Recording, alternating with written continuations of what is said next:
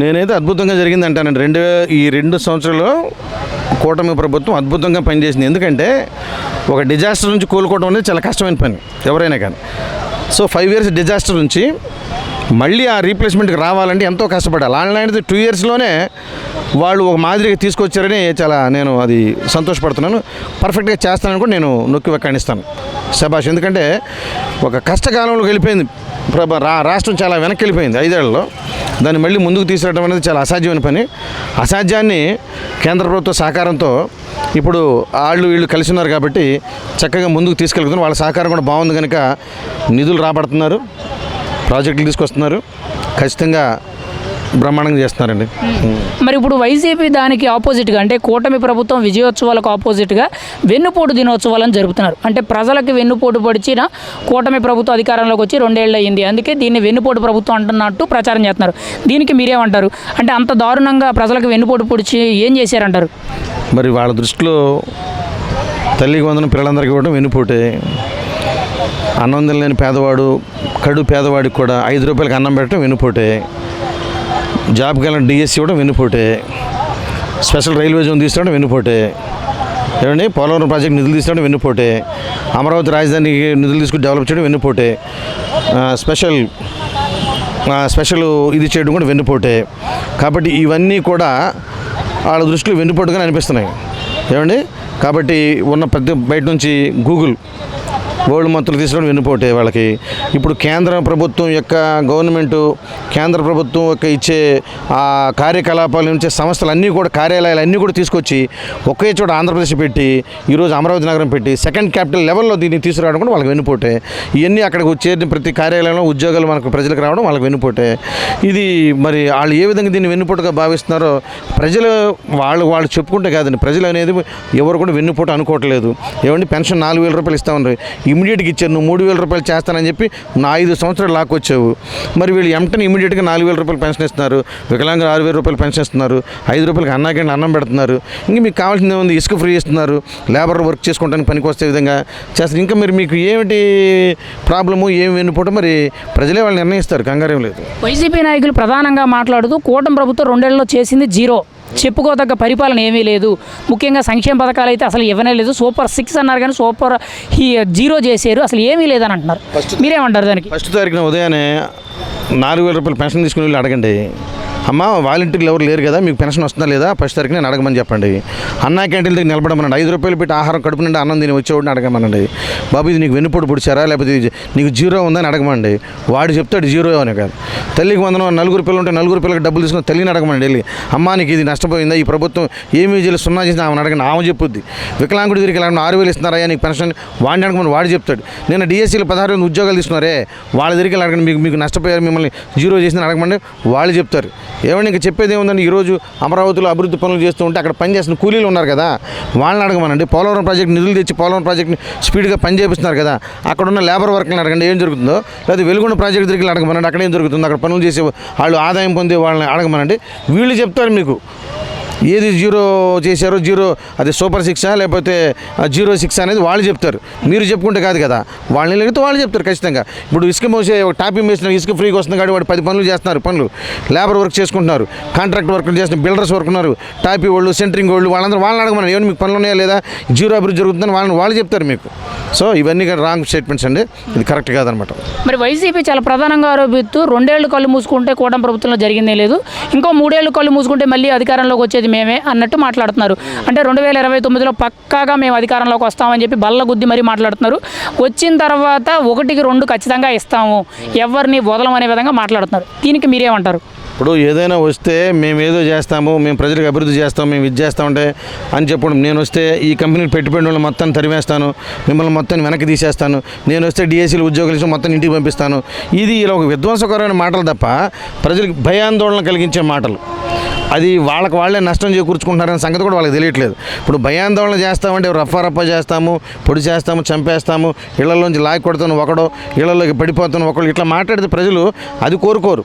ప్రజలు ఏం కోరుకుంటారు? అభివృద్ధి కోరుకుంటారు, డెవలప్మెంట్ కావాలంటారు, లేకపోతే సంక్షేమ కార్యక్రమాలు కానీ అవి కోరుకుంటారు. కానీ ఇప్పుడు నువ్వు 3,000 పెన్షన్ ఇచ్చారు, అది 250 వీళ్ళు 4,000 ఎట్ ఏ టైం ఇస్తున్నారు. ప్రజలు బేరీజ్ వేసుకోరా?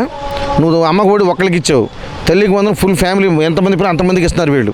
ప్రజలు బేరీజ్ వేసుకోరా? నువ్వు ఇసుక ఆ రోజు 30,000 బ్లాక్ అమ్మిన పరిస్థితులు ఉన్నాయి. చీప్ లిక్కర్ విషయం తీసుకోండి, ఎక్కడెక్కడ లేనిపోయిన పనికిమాలిన బ్రాండ్లన్నీ నువ్వు ఆ రోజు అమ్మావు. మంచి అంతకుముందు తాగిన బ్రాండ్లు ఏమీ లేకుండా చేశారు. ఇప్పుడు జరుగుతున్న విషయాల్లో మరి లిక్కర్ తాగే అలవాటు ఉన్న కార్మికులు వాళ్ళకి అర్థం కాదా? సో వీళ్ళందరూ కూడా ఎవరు కూడా ఆలోచించి ఓటు వేయరంటారు రేపొద్దున. మీరు ఇంకోటి మీ ఆత్మస్థైర్యం, మీ కార్యకర్తల ఆత్మస్థైర్యం నింపడానికి మీ పార్టీని నిలబెట్టుకుంటాం. కానీ మీరు చెప్పే మాటలు మీరు చెప్పుకుంటే తప్పులేదు. ఎవరు పార్టీని నష్టపోకుండా, వాళ్ళ యొక్క కార్యకర్తలు జారిపోకుండా, ఒక నాయకులు వెళ్ళిపోకుండా, ఒక నాయకుడు ఆ మాటలు చెప్తారు తప్ప మనం నెక్స్ట్ రాము అని ఎవరో చెప్పరు. ఖచ్చితంగా చెప్తారు వస్తామని చెప్పండి, కానీ ఇలా చేస్తామనేది కరెక్ట్ కాదు. అంటే వైసీపీ చాలా ప్రధానంగా మాట్లాడుతూ మా హయాంలోనే సుపరిపాలన జరిగింది, మేమే సంక్షేమ పథకాలు ఇచ్చాం, మేమే అభివృద్ధి చేసాం, ఇచ్చిన ప్రతి హామీని 199% అప్లై చేసిన ప్రభుత్వం మాది, జగన్మోహన్ రెడ్డి గారి పనితీరు అంత గొప్పగా ఉంది అని చెప్పి వాళ్ళు చెప్తున్నారు. దీని గురించి మీరేమంటారు? వాళ్ళు ఏం హామీలు ఇచ్చారండి? నేను నెక్స్ట్ మళ్ళీ ఎలక్షన్కి వస్తే సంపూర్ణ మద్య నిషేధం చేస్తానని చెప్పారు. చేశారా? చేయకపోక కొత్త బ్రాండ్లని తీసుకొచ్చి జనానికి అంటగట్టారు. దానివల్ల తాగి రోగాల పాలు ఇప్పుడు అనేక మంది చచ్చిపోయి ఈరోజు వితంతు పెన్షన్లు ఎక్కువ ఉన్నాయి ఆంధ్రప్రదేశ్లో. యంగ్స్టర్స్ కూడా భర్తలు చనిపోయిన ఉన్నారు. కారణం ఆ లేబర్, ఆ పిచ్చి మందు తాగి ఆ రోజు చనిపోయిన బోల్డ్ మంది ఈరోజు అనేక కుటుంబాలు నష్టపోయినాయి. 2 సన్నబియ్యం తీసుకొస్తానని చెప్పాడు ఆయన. సన్నబియ్యం ఇచ్చాడండి. పిల్లలు మొత్తానికి మనం అమ్మ ఒడి ఇస్తాను నేను ఎంతమంది అని చెప్పారు. ఇచ్చారండి. స్పెషల్ 23 మంది ఎంపీలు నాకు ఇవ్వండి, నేను ఢిల్లీ మెడల్ ఉంచుతాను, స్పెషల్ జోన్ రైల్వే జోన్ తీసుకొస్తాను, స్పెషల్ స్టేటస్ తీసుకొస్తాను, మనం కాళ్ళ దగ్గర పెట్టేస్తాను అన్నాడు. చేశాడండి. విశాఖపట్నాన్ని ప్రైవేటీకరణ చేసి మనం ఆపగలిగాడండి? ఆపలేకపోయాడు. సో 3 రాజధానులు అన్నారు, అమరావతిని పక్కన పెట్టారు. 3 రాజధానులు పెడతానన్నారు. ఒక్క రాజధాని, ఒక్క బిల్డింగ్ అని కట్టారండి. వైజాగ్లో ఋషికొండ ప్యాలెస్ పెట్టి కట్టారు. ఏమండి ఈ రోజున అమరావతి పరిస్థితి ఉంది. అమరావతిలో మీరు అది ఒక విధ్వంసం, ఇక రావడమే విధ్వంసంతో పగలగొట్టడం స్టార్ట్ చేశారు. సరే పోతే మీకు అమరావతి ఇష్టం లేదు. మరి ఆ రోజు అసెంబ్లీలో మరి మీరు ప్రతిపక్ష నాయకుడు ఉన్న టైంలో ఏం చెప్పారు? 33,000 ఎకరాలు సరిపోవచ్చు, చాలా ఎక్కువ పెట్టుకోవాలి, అమరావతిలో ఇక్కడే ఉంటే నేను ఇక్కడే ఇల్లు కట్టుకుని, చంద్రబాబుకి ఇల్లు లేదు, నేను అమరావతి రాజధాని వస్తాను. సరే 3 రాజధానులు అయిపోయింది. నిన్న చూస్తే మావిగాని అంటున్నావు. అధికారంలో ఉన్నప్పుడేమో 3 రాజధానులు అన్నావు, ప్రతిపక్షంలో ఇప్పుడు అధికారం పోగానేమో మావిగాని అంటున్నావు. మళ్ళీ రేపు వస్తే ఏమంటారు మీకే క్లారిటీ లేదు. ఇప్పుడు 3 రాజధానులు ఏ రాజధాని మీరు డెవలప్ చేశారు? ఏ రాజధానులు మేము పలానా నిర్మాణం కట్టామని ఒక్కటి చూపించమనండి. 5 సంవత్సరాలు 3 రాజధానులు చెప్పుకుంటూ పోయారు తప్ప ఏమీ చేయలేదు. మరి రీసెంట్గా విశాఖ స్టీల్ ప్లాంట్లో ఒక ప్రమాదకరమైన ఘటన జరిగింది. 8 మందికి పైగా చనిపోవడం జరిగింది. అయితే ఆ ఘటనకు ముఖ్య కారణం కూటమి ప్రభుత్వమే. కూటమి ప్రభుత్వం వల్లే ప్లాంట్ నిర్వీర్యం అయిపోతుంది, ప్లాంట్ని సన్నంగా ప్రైవేటీకరణ చేస్తున్నారు, ఎంప్లాయీస్ని తీసేస్తున్నారు అని చెప్పి ఆరోపిస్తున్నారు. వాళ్ళ చావులకు కారణం కూటమి ప్రభుత్వం అని చెప్పి జగన్మోహన్ రెడ్డి గారు విమర్శిస్తున్నారు. మీరేమంటారు? గత 5 సంవత్సరాలు వాళ్ళ పరిపాలన ఉన్నప్పుడు వైజాగ్ స్టీల్ ఫ్యాక్టరీని అసలు ప్రైవేటీకరణ చేయాలనే ఉద్దేశం అప్పుడే స్టార్ట్ అయింది. అప్పుడు అక్కడ ఉన్న కార్మికులు దానికి వ్యతిరేకంగా పోరాడినప్పుడు కనీసం మీ పార్టీ తరపున నైతిక హక్కు కూడా వచ్చి మీరు ఎవరు కూడా ధర్నాలో పాల్గొంటాం, కానీ వాళ్ళకి సంఘీభావం తెలపలేపారు.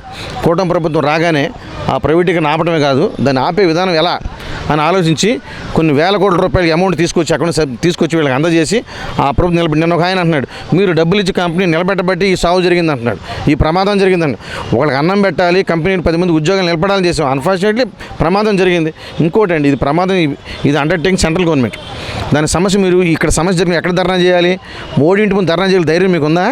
కుమారస్వామి దగ్గరికి మాట్లాడే ధైర్యం మీకుందా? మీరు లేని ఎందుకు వీళ్ళని ఇన్వాల్వ్ చేస్తారు స్టేట్ గవర్నమెంట్? అంటే ఏ గవర్నమెంట్ వలన ఏం జరుగుతుందో కూడా తెలియని స్థితిలో మీరు ఉన్నారు. కానీ ప్రజలు ఉన్నారు, ఎవరి స్థితిలో ఎవరిది ఇది ఏంటని ప్రజలకు అందరికీ అవగాహన ఉంది.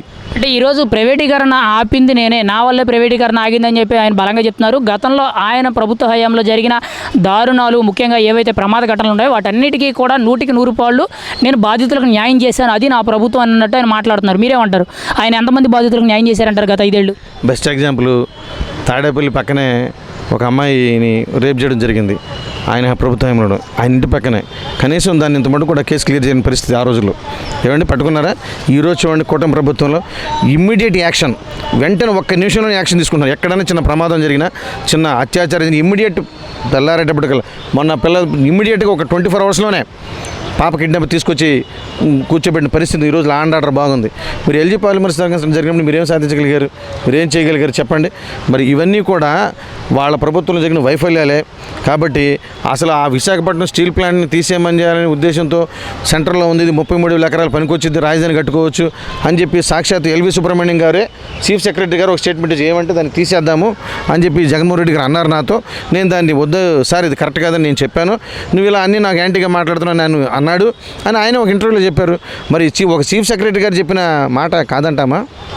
ఇప్పుడు మెగా డిఎస్సీ మీద కూడా వైసీపీ చాలా దారుణంగా విమర్శలు చేస్తున్నారు. నిన్న కూడా జగన్మోహన్ రెడ్డి గారు ప్రెస్ మీట్ పెట్టి మాట్లాడుతూ మెగా డిఎస్సీలు ఉద్యోగం 15 లక్షల నుండి 25 లక్షల వరకు అమ్ముకున్నారు, విత్ ఆడియో ప్రూఫ్లు వీడియో ప్రూఫ్లు కూడా నా దగ్గర ఉన్నాయి, నేను సిబిఐకి రిపోర్ట్ చేస్తానన్నట్టు మాట్లాడుతున్నారు. మీరేమంటారు దానికి? ఏమండి 2019, 2024, 2014, 2019 మధ్యలో కూడా అమరావతి రాజధానిలో అనేకమైన అవినీతి జరిగినాయి. డబ్బులను తినేశారు, డబ్బులను దోచేశారు, డబ్బులను నష్టపెట్టి వద్దు గూగుల్ ఇదే ఓకదంపుడు ఉపన్యాసాలు. 2019, 2024 మీరు ముఖ్యమంత్రి అయ్యారు. ఎన్ని అవినీతిని ఎంత డబ్బుని మీరు బయట తీసుకొచ్చారు చెప్పండి? ఏమీ చేయలేపారు మీరు. ఇవన్నీ ఓకదంపుడు ఉపన్యాసాలు తప్ప ఏమీ లేదు. ఈ డిఎస్సి కూడా రిజర్వేషన్ హారిజాంటల్ రిజర్వేషన్ పద్ధతి ప్రవేశ జీవో ఇచ్చింది నువ్వంట. నువ్వు ఇచ్చిన హారిజాంటల్ రిజర్వేషన్ ప్రకారం మేము చేసామని వాళ్ళు అంటున్నారు. పైగా అధికారులు కూడా చెప్తున్నారు మీకు ఏమైనా ప్రాబ్లం ఉంటే మా దగ్గర రండి మేము ప్రూవ్ చేస్తామంటున్నారు. మొన్న అతను ఎవరో నాకు గోల్డ్ మెడల్ వచ్చి నాకు ఉద్యోగం లేదని చెప్పాడు. ఆయన వెళ్ళి మాట్లాడి ఏమైనా గోల్డ్ మెడల్ సర్టిఫికేట్ పెట్టామని పెట్టలేదు అన్నాడు. మరి నీ దగ్గర సర్టిఫికేట్స్ మీ ఇంట్లో ఉంచుకుంటే వాళ్ళకేం తెలిసింది? మీరు దాన్ని అప్లై చేస్తే కదా నీకున్న క్వాలిఫికేషన్ వాళ్ళకి తెలిసేది. నీ క్వాలిఫికేషన్ ఇంట్లో చెప్పి దాచిపెట్టుకొని బయట నువ్వు మాట సరే అక్కడ వెళ్ళి సారీ చెప్పి బయటకు వచ్చాడు. ఇక్కడికి వచ్చి ధర్నాలో వీళ్ళు ఏదో చెప్పిన మాటలు మాట్లాడుతున్నారు. సో ఇదన్నీ రేపొద్దున జరుగుద్ది, మొత్తం వివరం బయటకు వస్తుంది. ఫైనల్గా మీరేమంటారు? 2 ఏళ్ల కూటమి ప్రభుత్వం విజయోత్సవాలు జరుగుతుంది ప్రస్తుతం, దానికి ఆపోజిట్గా వైసీపీ వెన్నుపోటు దినోత్సవాలు జరుగుతుంది. 2 ఏళ్ల కూటమి ప్రభుత్వం మీద మీరేమంటారు? వైసీపీ ప్రచారాలను ఎలా చూడాలంటారు? అది వాళ్ళ పార్టీ అది నిర్వీర్యం కాకుండా వాళ్ళ పార్టీ కార్యకర్తలు ఆత్మస్థైర్యం నింపుకోవడానికి చేసుకునే కార్యక్రమం తప్ప ప్రజల్లో నుంచి అండర్ కరెంట్ అనేది ఆల్రెడీ ప్రజల అభివృద్ధి జరుగుతుందని నమ్మకం అనేది ఏర్పడింది. ఆ విశ్వాసంతో ఉన్న ప్రతి సామాన్యుడు కూడా వాళ్ళు ఆలోచిస్తున్నారు ఏంటంటే 1 బై వన్ అన్నీ కూడా వాళ్ళు ఇచ్చిన హామీలన్నీ జరుపుతూ ఉన్నారు. ఇంకొక పెన్షన్లు ఒకటి ఆగింది, అది కూడా త్వరలో చేస్తామని చెప్తున్నారు. అందరూ కూడా సంతోషంగా ఉంటున్నారు.